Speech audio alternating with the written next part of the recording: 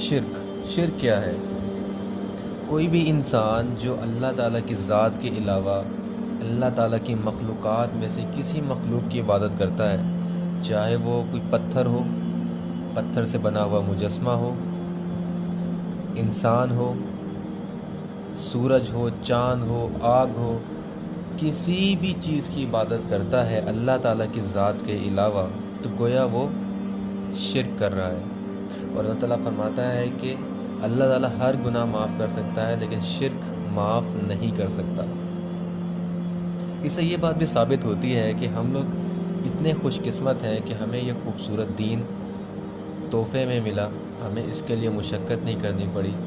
ہمیں اس چیز کا اندازہ تب ہوتا ہے جب ہم غیر مسلم حضرات کو دیکھتے ہیں، وہ اندر ہی اندر تو مانتے ہیں کہ حق کیا ہے، لیکن اس سچائی کو ایکسیپٹ کرنا بہت مشکل ہے۔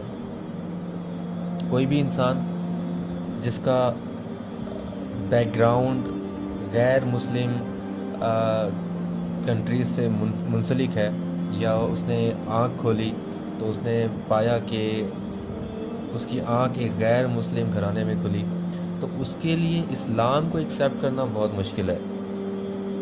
تو اس صورت میں ہم خوش قسمت ہیں کہ ہمیں اسلام تحفے میں ملا، ہمیں اس کے لیے زیادہ بھاگ دوڑ نہیں کرنی پڑی۔ اب یہ ہم پر ڈیپینڈ کرتا ہے کہ ہم اس اسلام کو کس طرح ہولڈ کر کے رکھیں۔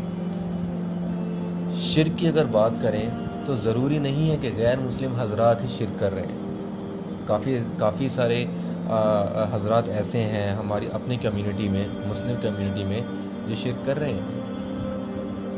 اب میں آپ کو مثال دیتا ہوں۔ ہم نے کلمہ پڑھا ہے لا الہ الا اللہ محمد الرسول اللہ، اللہ تعالیٰ کے سوا کوئی بھی عبادت کے لائق نہیں، اور محمد صلی اللہ علیہ وآلہ وسلم اللہ تعالیٰ کے آخری نبی و رسول ہیں۔ ہم لوگ اس چیز کا اقرار کرتے ہیں، لیکن اس کے باوجود کچھ لوگوں کی گمراہی میں آ جاتے ہیں، چاہے وہ پیر فقیر ہوں۔ یہ انسان خود نہیں آتا، آپ کے اندر جو نفس ہے وہ آپ کو بہکاتا ہے، شیطان آپ کے نفس کو بہکاتا ہے اور آپ غلط راستے پہ چلے جاتے ہیں۔ تو اس صورت میں اگر آپ اللہ تعالیٰ کے سوا کسی اور کے پاس جا رہے ہیں کسی بھی امید کے ساتھ، تو گویا آپ شرک کر رہے ہیں، کیونکہ آپ اللہ تعالیٰ سے ڈائریکٹ نہیں مانگ رہے، لیکن آپ کسی اور شخص کے پاس جا رہے ہیں اپنی مراد لے کر، اور آپ اس کو سجدہ کر رہے ہیں، چاہے وہ آپ کسی مزار میں سجدہ کر رہے ہیں، تو آپ نے گویا شرک کیا۔ ایک دوسری مثال بھی میں آپ کو دینا چاہوں گا، اور یہ ایسی مثال ہے کہ جو کیفیت اس کے اندر میں بیان کروں گا، اس کیفیت سے ہم میں سے ہر شخص گزرتا ہے اور ہر روز گزرتا ہے۔ مثال کے طور پر فرض کریں کہ آپ سو رہے ہیں، فجر کا ٹائم ہے اور فجر کی اذانیں ہو رہی ہیں۔ ان فجر کی اذانوں نے آپ کو بیدار بھی کیا، اور آپ اٹھتے ہیں اور آپ اس چیز کو ریئلائز کرتے ہیں کہ فجر کی اذانیں ہو رہی ہیں اور یہ فجر کی نماز کا ٹائم ہے، لیکن آپ اپنی چادر صحیح کرتے ہیں اور آپ سو جاتے ہیں۔ یہاں پر جو پوائنٹ نوٹ کرنے والا ہے وہ یہ ہے کہ آپ نے کس کے حکم کو پیچھے رکھا اور کس کے حکم کو آگے رکھا۔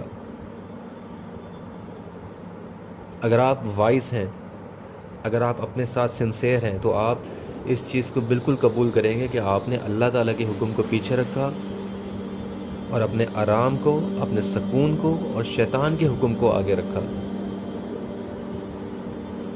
تو آپ کس کو پریورٹی دے رہے ہیں؟ اللہ تعالیٰ کے حکم کو دے رہے ہیں یا شیطان کے حکم کو دے رہے ہیں؟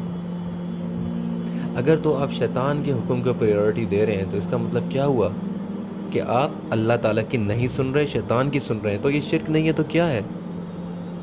یہ وہ شرک ہے جس کو جاننے کی، ماننے کی اشد ضرورت ہے۔ شیطان نے تو اسی وقت ہی اللہ تعالیٰ سے کہا تھا کہ میں آپ کے بندوں کو اس دنیا میں گمراہ کروں گا، اور آپ شیطان کی مان رہے ہیں، آپ اللہ تعالیٰ کی نہیں سن رہے۔ یہ بھی ایک شرک ہے۔ تو ہمیں اس چیز کو ریئلائز کرنے کی بہت ضرورت ہے۔ اینڈ وی آر ہیومنس، ہم انسان ہیں اور انسانوں سے ہی غلطیاں ہوتی ہیں۔ انسان اپنی زندگی میں کچھ ایسے کام کر رہا ہوتا ہے کہ اس کو خود کو اس چیز کا احساس نہیں ہوتا کہ وہ غلط کر رہا ہے، تب تک کوئی دوسرا شخص اس کو آ کے نہ سمجھائے۔ تو کچھ چیزیں ایسی ہوتی ہیں، جس طرح میں نے آپ کو بتایا کہ ہم اگر شیطان کا کہنا مانیں گے، اللہ تعالیٰ کا کہنا نہیں مانیں گے، تو یہ اس وقت ہمیں احساس نہیں ہو رہا ہوتا، ہمیں ریئلائز ہی نہیں ہو رہا ہوتا۔ لیکن اس چیز کو ریئلائز کرنے کی ضرورت ہے، اور ہمیں چاہیے کہ اگر ہم غلطی کر رہے ہیں یا ہم غلطی پر تھے تو ہم اس چیز کو ٹھیک کریں، ہم اس چیز کی کریکشن کریں۔ میں امید کرتا ہوں کہ آپ کو آج کی ویڈیو پسند آئی ہوگی۔ اس دعا کے ساتھ اس ویڈیو کا اختتام کرتا ہوں کہ اللہ تعالی ہمارے ان تمام گناہوں کو معاف کرے جو ہم سے پیچھے انجانے میں ہوئے، اور ہمیں ہمیشہ پختہ ایمان دے۔ جزاک اللہ۔